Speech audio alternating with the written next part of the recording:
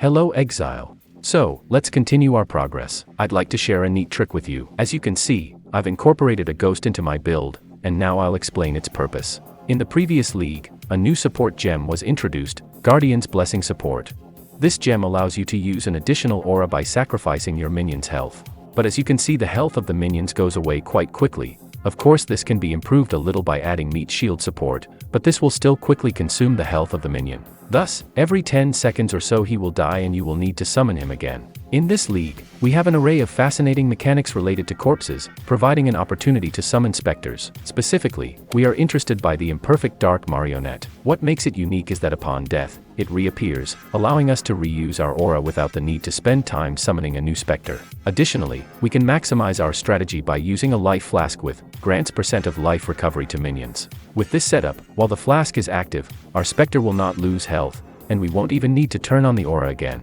If you have 3 or 4 free sockets, this can be a great addition to your build. I used this setup for about 100 maps until I started improving the build, and I really like this idea, so feel free to give it a try. I also came across the new Valdo's puzzle box, which contains interesting maps with a Mage Blood reward or sending a character into the void. This has significantly lowered the cost of Mage Blood, making it worth considering shifting to farming the doctor instead of the apothecary. We'll delve into that topic towards the end of the video. I've successfully saved up for a Headhunter, at a cost of about 165 Divine Orbs. I invested in Fiend cards, most of which I managed to acquire for only 14 Divine Orbs. This allowed me to save around a dozen Divine Orbs. However, it's worth noting that my Headhunter will be corrupted. Let's take a look.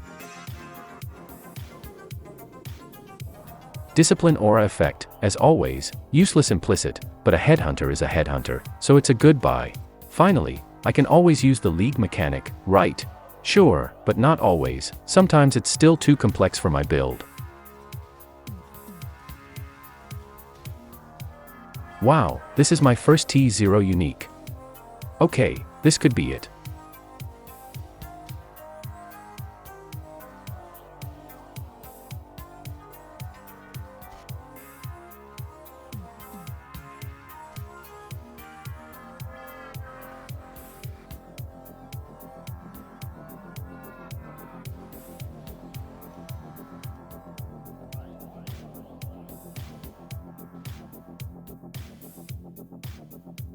What do we have here?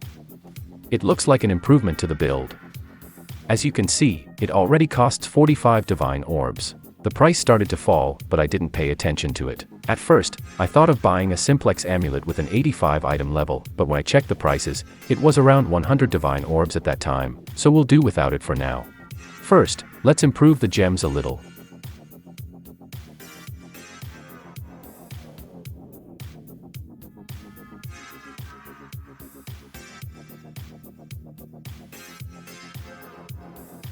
Next, perfect roll Divination Distillate.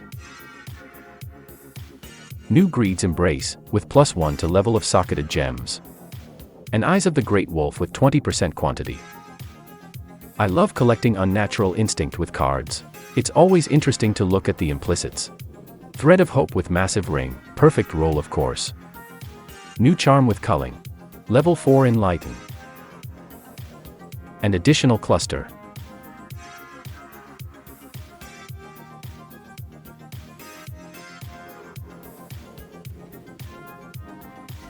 First Loot Goblin with some Divine Orbs. Watcher's Eye with Anger critical multiplier and physical damage from hits taken as fire damage while affected by Purity of Elements, for only 3 Divine Orbs, although we will need to use 1 Divine Orb to improve the numbers a little. Not bad.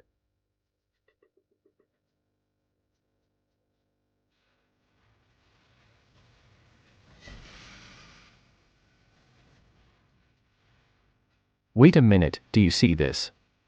This is Divinarius. According to the Po wiki, it is a T0 unique. This means instead of it, there could have been a Headhunter, Mage Blood, or other valuable items.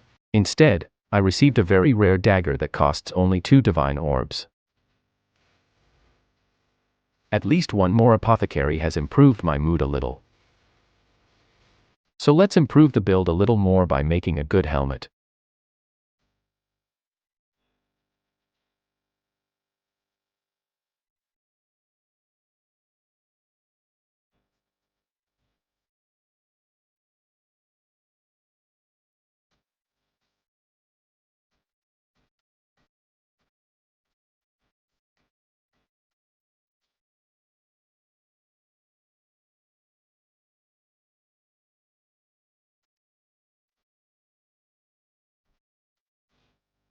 Since I periodically have difficulties with League mechanics, I also decided to replace the gloves, sacrificing 10% quantity in order to more comfortably navigate the maps. During this league, I ran 280 Crimson Temple map and got 3 the Apothecary and 19 7 years bad luck.